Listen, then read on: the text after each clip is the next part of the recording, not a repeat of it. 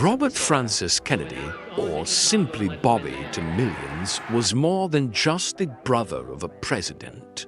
He was a man who fought for justice, equality, and hope until tragedy struck. Robert Kennedy was born on November 20th, 1925, in Brookline, Massachusetts. He was the seventh of 9 children in the famous Kennedy family, a clan driven by ambition, politics, and public service. His father, Joseph Kennedy Sr., was a wealthy businessman with a dream to see his sons reach the highest offices in America. But Bobby wasn't like his older brothers. He was quieter, more thoughtful, and often felt overshadowed by their larger-than-life personalities, especially by his brother John F. Kennedy, the future president. Yet it was this humility that made him stand out later in life.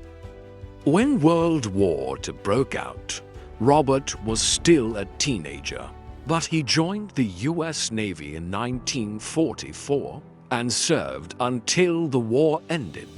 Afterward, he attended Harvard University, then went on to earn his law degree from the University of Virginia. In 1950, he married Ethel Skakel, a lively and spirited woman who matched his energy. Together, they would have 11 children, a true Kennedy household filled with laughter, chaos, and purpose. Robert's political journey began in the early 1950s, when he worked for the Senate committee investigating corruption. He gained a reputation as a tough, relentless investigator, unafraid to take on organized crime and even labor unions. By 1960, he was managing his brother John's presidential campaign, and when John F. Kennedy won, Bobby became U.S. Attorney General at just 35 years old. As Attorney General, Robert Kennedy was a force of nature. He cracked down on organized crime, fought for civil rights, and took on racism head-on. He sent federal marshals to protect freedom riders in the South and stood by James Meredith as he became the first black student to attend the University of Mississippi. But his greatest test came in November 1963. His brother, President John F. Kennedy, was assassinated in Dallas.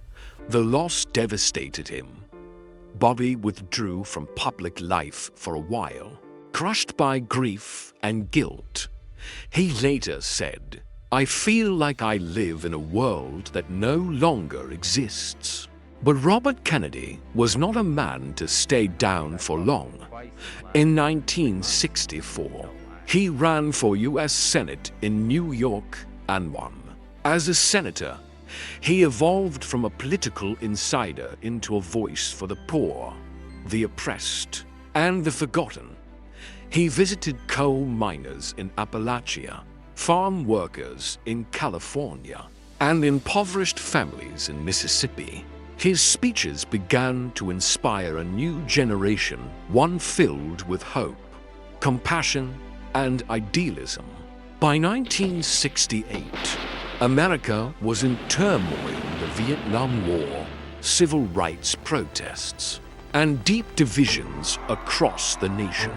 That's when Robert F. Kennedy decided to run for president. He called for unity, peace, and justice. Crowds gathered wherever he went, drawn by his empathy and authenticity. He said, "Some men see things as they are and say, 'Why?' I dream things that never were and say, 'Why not?'" But just as his campaign gained momentum, tragedy struck again. On June 5, 1968, after winning the California Democratic primary, Robert Kennedy gave a victory speech at the Ambassador Hotel in Los Angeles. As he walked through the hotel kitchen, he was shot by a young man named Sirhan Sirhan. He was rushed to the hospital, but the wound was fatal. Robert F. Kennedy died the next day, June 6, 1968, at just 42 years old. His death sent shockwaves across America. People lined the streets as his funeral train carried his body from New York to Washington, D.C. Millions mourned not just the man, but the hope he represented, the hope that compassion and courage could change a nation.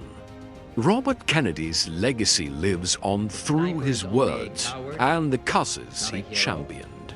He believed deeply in equality, in justice, and in the power of the young to change the world. His children carried on his work in politics, law, and humanitarian efforts.